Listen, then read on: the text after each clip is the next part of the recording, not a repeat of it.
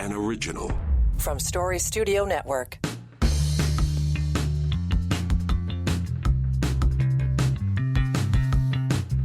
Well, here we go. Look at that. It is Thursday, December the 7th. Welcome in. Dave Trafford here for Now and Next. Good of you to join us. Wrapping up the week here with Now and Next, and we want to touch on a fairly big deal. Yeah. Because there was a UNICEF report that came out yesterday. And interesting to see, we talk about poverty in this country, and it's almost criminal that people live in poverty in Canada. UNICEF has done their world rankings, and it's scary to see that right now, based on the countries that they're monitoring, the UK has the highest rate of child poverty among developed countries. They ranked them, I think, the 39 high-income countries is how they qualified them. Yeah, and the UK is right at the bottom of that list. And what they have done is, looked at the number of kids who live in poverty, etc., and the progress that the countries have made. And what's interesting to see is that one of the graphs that they highlight, it's called the percentage of reductions and increases in child income poverty rates in 39 countries between 2014 and 2021. And Canada has actually done very well over that 7-year period. We have 20% fewer kids living in poverty today than we did 7 years ago. And that's noteworthy. But Canada is still, sort of in the middle of that pack in terms of kids who live in poverty. We're a G7 country. And when you take a look at it, it's good that we've got we're reducing it. And part of that is because of the Canada Child Benefit. And then there were pandemic income transfers that happened and helped with all of that. But when you crunch the numbers, 18% of the kids in this country, 1 in 5. Now think of all the kids you know. 1 in 5 live in poverty. Child poverty rates, about 10% or less in Denmark, Slovenia, and Finland. That's still, 1 in 10. But 1 in 5 of our kids lives in poverty. So it's a staggering number. Now, on the good side, I put good in qualification as air quotes, the Canada Child Benefit has been pointed to universally as a success. They rolled it out, and it raised an extraordinary number of kids out of poverty. But we still have 1 in 5. And part of that is because there are kids who live in families where a parent or the adult, the caregiver, the breadwinner, and again, I put that in air quotes, lives with a disability. And for all intents and purposes, is unable to work. They're unemployable for a variety of reasons. So the federal government, back at the end of June, passed the Canada Disability Benefits Act. And it's a framework legislation, which means it's regulatory. They now have to sit down and figure out how they're going to play all of this out. What I would do is encourage you to go to the 2030 Project.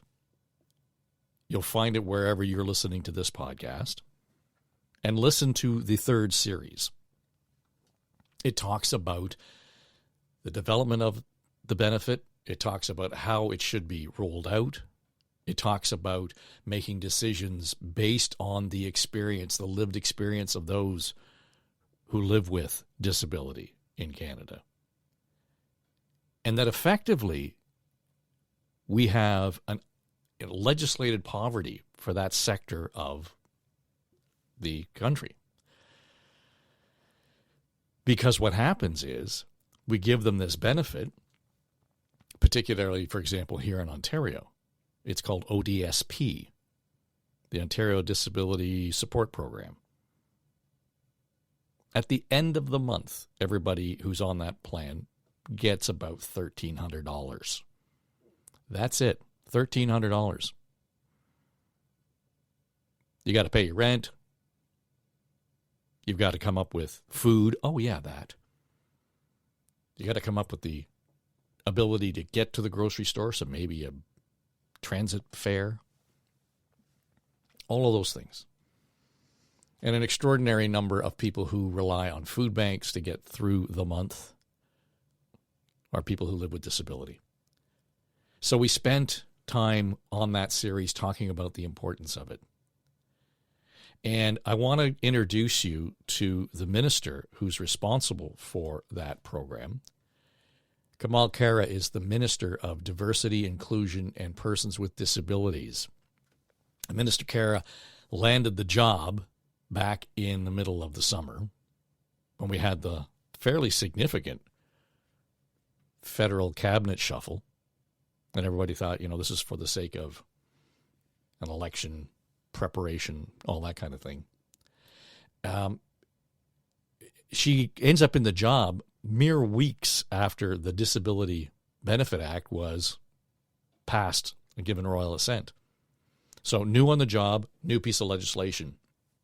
It's her job now to stick handle this legislation, to make sure that it actually not only gets to the finish line, but it does so effectively. And that is to say, it supports the people who need it. Its intention is to lift those who live with disability out of poverty. It's an important piece of legislation. And so it was good of the minister to join us on the 2030 project. And I know our friends at Daily Bread right now are just pushing hard because it's great that the legislation's there, but right now it's not funded. There's no sense of what kind of funding a person living with disability would get in Ontario, anywhere in the country. And keeping in mind that if they piggyback it on top of the provincial programs, they're all different. Your disability in Alberta is not the disability in Ontario, is not the disability in New Brunswick or Nova Scotia. It's all different. So the Fed's job is going to be bridging that. There's also the whole question around what happens to private insurance and disability benefits. Does this mean things get clawed back? All really good questions. So I want to highlight the episode from the 2030 project that rolled out back in October of this year, and our conversation with Minister Khera. And at the time, she was fairly new on the job.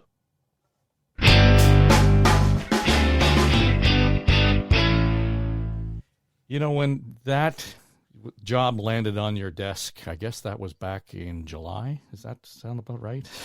It was a bit of a blur, right?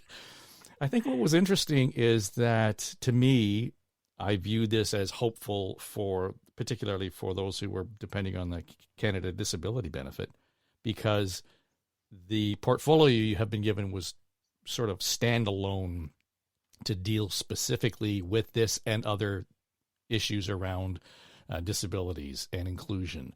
And, previously, it's not that the previous minister had, sort of misguided that, because she was the one who really pulled this across the finish line back in June. But I thought it was an interesting, subtle signal from the government that this was, and this is, a priority. So there's some hope there. What do you think is the biggest challenge, though, right now for you on the disability benefit? Absolutely. Well, look, thank you so much for this conversation. Let me just start by, recognizing that during the last parliamentary session, we achieved a great milestone by successfully passing the Canada Disability Framework legislation. And I think I do want to take a moment to acknowledge and thank the disability community. The advocates, persons with disabilities themselves, for their relentless work and advocacy for decades, actually, for achieving this generational milestone. And I call it a generational milestone because this is something that we're going to be talking about for a long, long time in Canada. And I can tell you my top priority within this new role, and I'm super excited, and it's an honor and a privilege to be able to do this extremely important work, is to make sure that we're strengthening the financial security for those most vulnerable, and that we're removing barriers for them to be included and engaged in their community. And, it really is about accessibility. It really is about, building that inclusive, accessible, and barrier-free Canada. And, there's not a single silver bullet that we can do to achieve that, right? Like, it has to be addressed on a number of fronts. And, my predecessor, Carla Qualtro, who's done tremendous amount of work to get to where we are today. But if you recall, back in 2019, when we put forward, Canada's Accessible Canada Act, that act in itself led to, the first ever disability inclusion action plan last year. That in itself is a roadmap to lead to a barrier-free Canada with a human rights approach that has an intersectionality in it, composed in it, and has four major pillars. And I think it's important to get that frame right, because people just saying, okay, the disability benefit is the only thing that we're doing. Like, there's a couple of things, but if you look at that big framework of the Disability Inclusion Action Plan, it has four big pillars. First is around strengthening financial security for persons with disabilities, and that's exactly where the Canada Disability comes in. And I think that in itself isn't the only thing, because we're truly building a safe social safety net. And we've done that with Canada Child Benefit, on the disability side, with the GIS, with the CPP, the CPPD, the workers benefit. The second big piece is, of course, also around employment. How do we remove barriers? How do we support employers and individuals themselves, tapping into that untapped potential? The third big pillar is around accessible, inclusive community, and fourth is around actually having that modern approach to disabilities. And I say this because, I think it's important to also get that frame right. Like, we're going to be able to do this. This is really about building that inclusive Canada, accessible Canada. And the fact that we delivered the Canada disability legislation in the last parliamentary session, I think it's historic. Now that it is law, my big priority, and you talked about, and now I'm going to answer your question, is around what is my biggest challenge. And I wouldn't say a challenge, but I think it really is an opportunity where my biggest priority is actually getting this benefit out of the door as quickly as possible, but also getting it right by working and engaging with the community to make sure not only do we get it right, it is in the true spirit of nothing without us. Because, we all know the stats. I know you've done a lot of research on this as well.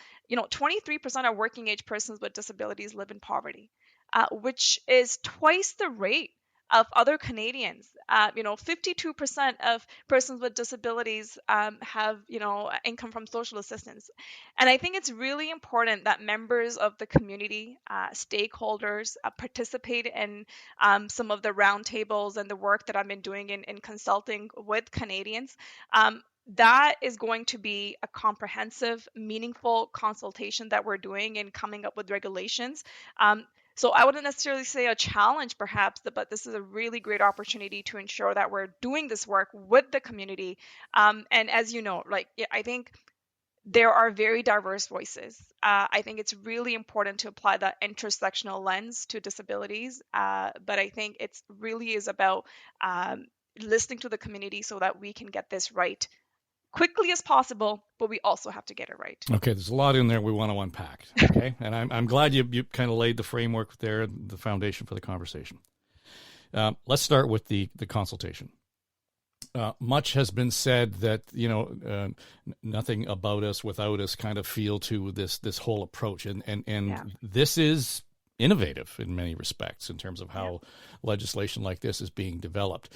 But the idea of it being co-designed, I think we're stumbling over expectations here, and there's perhaps some definition, because I'm getting a sense from those whom I have already spoken to in this series that there is an expectation that it's not just about consulting with them, that they are actually going to have hands-on effect in terms of the outcome vis-a-vis the regulations. And there already seems to be more of a sense that this is more of a traditional approach to consultation, that it's not as much as heavily relying on this co-design process. It already sounds like at that stage, I get it, it might slow things down, but that's critical. So how do we ensure that the co-design, nothing about us without us motto really is at the heart of what we're going to end up with when we have these regulations? Absolutely. And I think that goes back to exactly what I talked about, opportunities. And, it's been July. I guess it's been now a couple of weeks in this role, and the amount of feedback that I'm hearing from the community with stakeholders themselves, and many of the stakeholders that I know you've been engaging with, they are part of our ministerial disability advisory group, who are very much part of also telling us what the community is saying, that we're really doing this work in true spirit of nothing without us. And that meaningful consultation to me is, I'll share with you. I think it really applying that intersectional lens is so important. I just actually this week had a wonderful roundtable with women with disabilities and with lived experiences. I heard from Jolene. And I'll share this because she said, I asked her if I can share your story with her. She's a mother of twins with intellectual disability, and she really talked about the real challenges she's having right now, just putting food on the table. Like, it is really important to look at that. When you add in aspects of women in rural Canada, what this benefit will mean for people that actually don't have supports right now currently with depending on where they live. I think applying that intersectional lens, ensuring that I hear from members of the community, and as I mentioned, and as you may know, it is a very diverse community with persons with disabilities, and there are so many different intersectionalities with where they are, what their real challenges are, what their lived experiences are like, and it's really important that I hear that. So I've already started this consultation. Obviously there's departmental consultations that are happening, but I myself have started engaging with the community on this as well. But Minister, but engaging with the community is one thing, but let's go back to the co-design notion of this, because I think that there's a sense in the co-design approach or the process that was spoken about that there was more of an active role as opposed to a consultative role for stakeholders. Well, I think we can only do that when we actually hear the community. And I think that's really important, to really meaningfully consulting with them as they work towards designing and implementing this process, right? Like, you can't do that unless I hear from them, unless we're hearing from all the diverse voices. And it's not, as I mentioned, it's not it's a very diverse community. It is that intersectionality of those individuals are very unique. Their challenges are very unique, and they all need to be part of that. And I think there's going to be immense opportunity for the community, for me, for my department to really be part of this. We're also going to be, so there's going to be many roundtables that we're putting out there. We're doing a lot more outreach and engagement that is planned for important aspects such as the cost of disability on on what the administrative process should look like, making sure what the appeal process will look like. This is the things that we need to make sure that there's a barrier-free application process. These are things that we're going to need to feed into what the community wants. And to your point, and I have this conversation with so many stakeholders, but persons with disabilities themselves. There are very diverse voices and how what people want it. And I think it's important that we listen to every single one of those voices. There's also going to be a launch on an online survey, a portal for open submissions to gather input as we're drafting these regulations, because as I mentioned, like this is not, we want to make sure community, when this benefit comes out, this is a benefit that they want, and this is a benefit that they've created. There's a lot of Just work to be there, clear, also that it's a benefit that they need. I mean, let's start there. We're talking about poverty, and poverty is an abject need. So that's one thing. But the whole idea, and I get the effort to say we want to make it accessible, and so we're going to have a portal. I've talked to a lot of folks in the disability community. He says, I don't even have a computer. I don't have access to the internet. So this is what I mean by, it being able to put it out there. We want to do it quickly, but at the same time, we've got this diverse group. So there are real challenges there with the timelines. And I don't want to dwell on this too long, but I just want to make it clear. If we get to this whole question of co-design, how is this process then? Let me ask it this way. How is this process different in terms of developing these regulations and the framework, filling out the framework? How is this one different than a more typical or a traditional approach to consultation? Well, I think the work that we're doing in it, you can't just, it's not a, here's a challenge that I mentioned to you, right? Like, I hear from community, they need, as to your point, they need this benefit now. If not now, they needed it yesterday, right? Mm-hmm. Agreed, that is no just the reality. That is just the reality.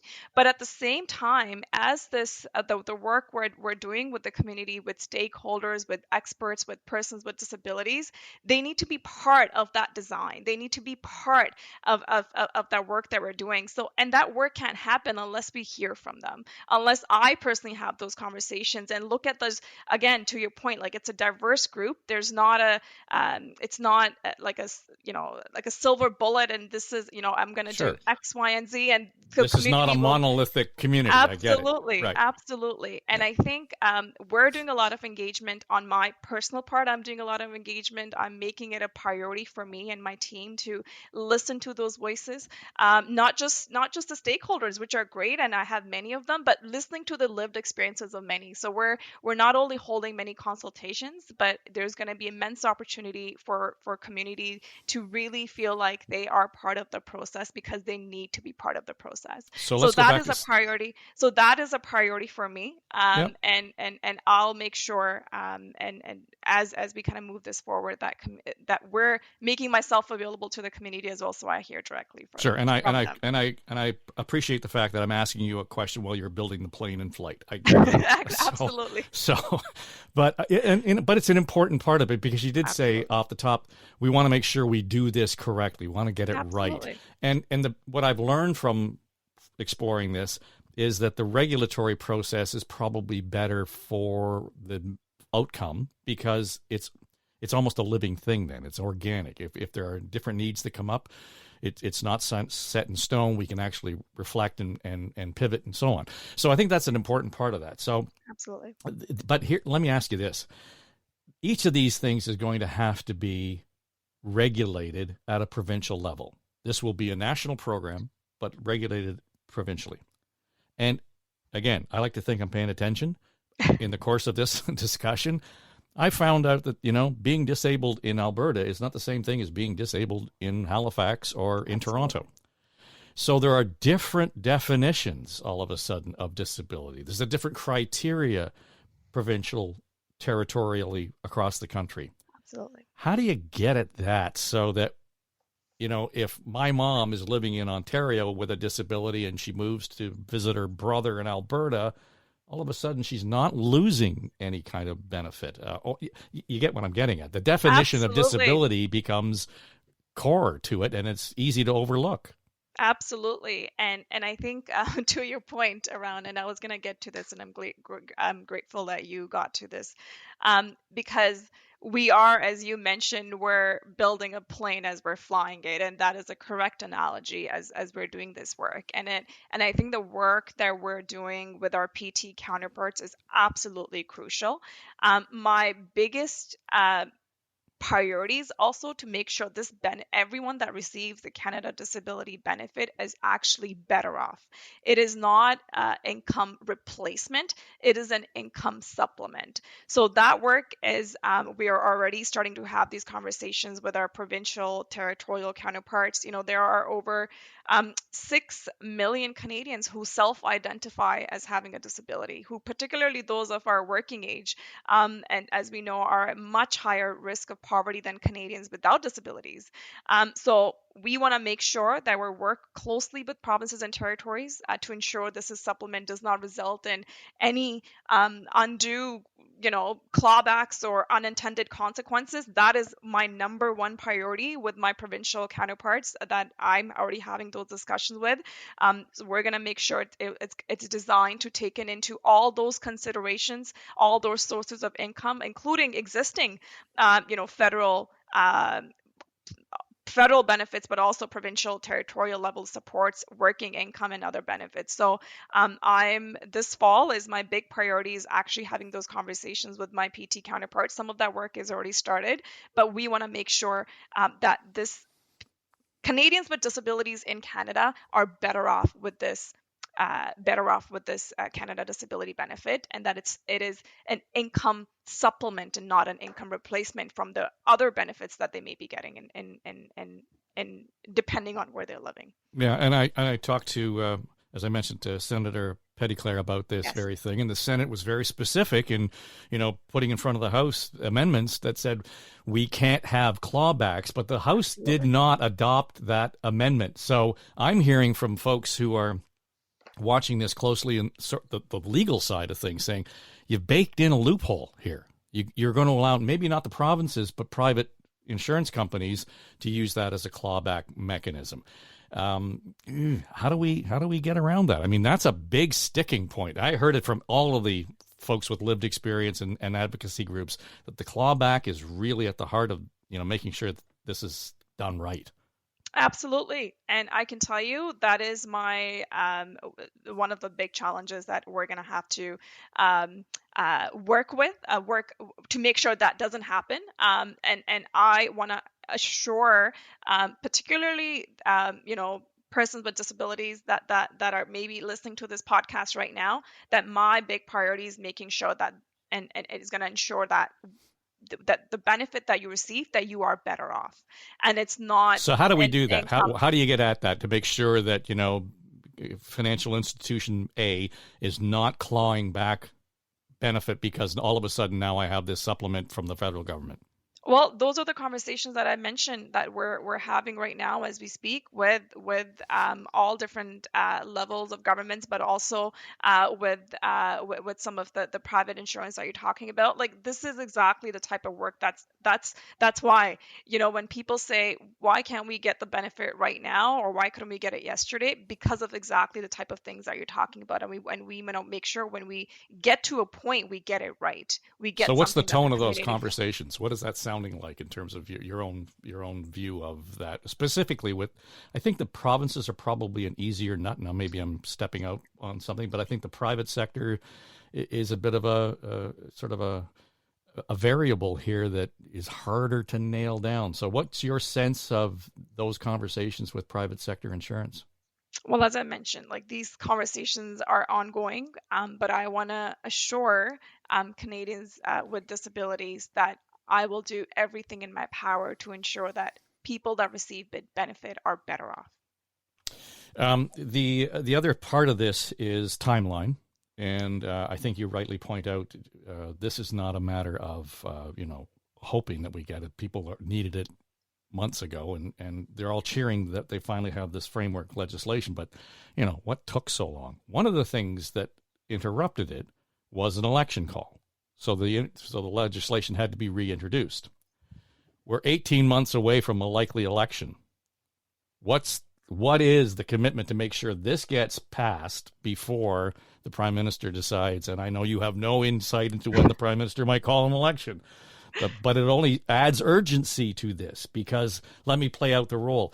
Another party, or all of a sudden you are faced with having to deal with this in the next parliament, whether you're in government or not, it just slows things down. So the pending possibility of an election with a minority government certainly adds more fire to the urgency around this. Is that playing into this timeline? Well, look, I mean, I can't predict the future. I wish we all could. That would be great. But I think when you talk about the timelines for this benefit, we're on track. As you know, we passed the Canada Disability Benefit into law in June. We announced the plan on the next steps to the design of the regulation while truly upholding the spirit of Nothing Without Us in July. The plan detailed on the next phase of the design of the benefit and those draft regulations. There in all of those timelines are actually unchanged, and we remain on schedule. In parallel, as I mentioned, we're working and having these discussions with provinces and territories and others to ensure that everyone that receives this benefit is better off. I know, as I mentioned, I know Canadians with disabilities want to see this benefit become a reality as soon as possible, and I can assure you that is my top priority. And once these consultations are done this fall, we will have the first draft of the regulations shortly after. I mean, this really is a generational opportunities to implement a national program. And I think we need that balanced approach of, as you know, you talked about the two parallel challenges I have, right? Like to get it out as quickly as possible, but we also need to make sure we get it right. So I think it's about that balanced approach of continuing to consult on the benefit while also moving forward with the creation of the framework and the policies associated with the national program of the size and scope. So that's exactly what we're committed to do. I can tell you, I want to make sure that this becomes a reality as quickly as possible, but something that the community wants and Well, needs. when you say you're on schedule, what does that? Is there a pin that we can put in the calendar and say this will be completed and checks will be out the door by this date? Well, as I mentioned, right, like there are parallel things and happening at the same time, like with PTs, with the work that's happening right now. But in terms of the regulatory process, the terms of the work that we're doing, I mean, a regulatory process takes generally like 12 months, and that's what we're on par with. At the same time, we're having conversations, obviously with finance and others to make sure we can get it out the door as quickly as possible. The PT work, and we talked about this, that is a PT, provincial territorial work that Yeah. we're doing, so folks are actually better off. I mean, these are all very important considerations and discussions that we're having, and the fact that this needs to be in doing and developing these regulations while upholding the true spirit of Nothing Without Us, like these are very important considerations. These are very important work that we're doing with the community, with our provincial territorial counterparts, with all members of the community. So when I say we're on track, I think we're exactly following, like there hasn't been nothing has been off track in terms of ever since this benefit came into effect, and we're going to make sure we get it right. So is it fair to say a year from now we'll have a really good sense of what all of this looks like? There will be a schedule in place for the disabled in this country to be receiving a supplement check of some form from the federal government. I am very hopeful. Again, I wish I can predict the future. I wish we all can. I get it. I get it. But I'm very hopeful in terms of the work that's taking place as we speak, with them, as I mentioned, with the community, with my department, with PTs and others, to make sure that we're going to get this right. I'm really excited. I mean, this is a once in a generational benefit, and it's because of the advocacy of the community, the relentless advocacy of the community, and I think it adds into and ensures that whole social safety net that I know we've been building on with the Canada Child Benefit, with the Guaranteed Income Supplement, with increasing to the old age security, with the workers benefit. Like it really is a building another I don't want to say bullet, but like another pillar to creating that social safety net for Canadians, which I know is so important, particularly to ensure that we're lifting people out of poverty. And there's immense amount of work that we've done, but there's so much more work that we have to do. Well, and to your credit, I mean, I think that those programs have proven that, in fact, they have worked to lift and raise people out of poverty. And here is the hope. And I started off by asking what your biggest challenge is, and I don't necessarily need you to comment on this, but I'm thinking that the biggest challenge you may face right now is time, and that's because you're trying to stick handle good policy against the backdrop of parliamentary politics. I still think that the whole question of a looming election scares people a little in terms of how this is actually going to get executed. We don't want it to be stalled as a result of that. But listen, thanks for your time, your passion, your commitment to explaining, and certainly it's good of you to put yourself up front here and answer the questions. Needless to say, we'll be watching closely, and we may be back in your inbox to follow up and see how things are going. Thank you. Absolutely. No, thank you for your time. And I again want to say thank you for the series that you're doing. I think it's extremely important work. And I know many Canadians, particularly Canadians with disabilities, have been really paying close attention. And I would love to come back and make sure that you and the members that are listening, the viewers that you have, are able to know the work that is going ahead and the work that we're going to get to in making this a reality. So thank you. Well, you're welcome. And I think as I go through this, and just to close, it's one of those things where I'm beginning to realize that this is something that flies under the radar for most Canadians. But when they realize the need, they realize the challenges that the disabled communities have right across the country, they're outraged by the fact that we have let it get to this point. So that there is progress here, I think, is promising, to say the least. Minister, thank you. Thank you so much. All right, that'll do it for us. And again, if you want to do anything, just call your MP, your MPP, your city councillor, your mayor. Make sure that this is on the agenda, that they are aware of it. It may not be your city councillor's jurisdiction, but it actually affects what's going on in your municipality in terms of social services. And we can't afford poverty. We just can't. So that's the call to action. All right, that'll do it for us here on Now and Next for Thursday, December the 7th. Tomorrow, we are going to assemble the On the Ledge crew. And, the legislature has risen early. They were supposed to hang in until next week.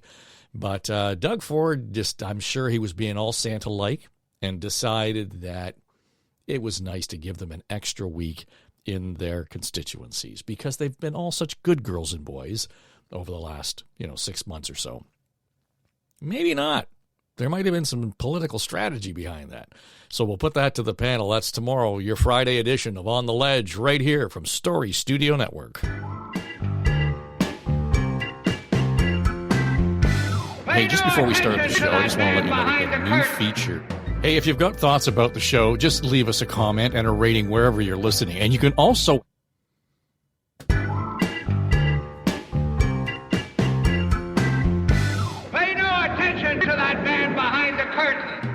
Hey, if you've got thoughts about the show, just leave us a comment and a rating wherever you're listening. And you can also have your say on the show. Just click the Record Your Message link in our show notes. Leave us a comment. Chances are we'll include it in an upcoming episode, and we will definitely respond. Now and Next is produced by me, Dave Trafford, with support and patience of the entire SSN team. Thanks for listening.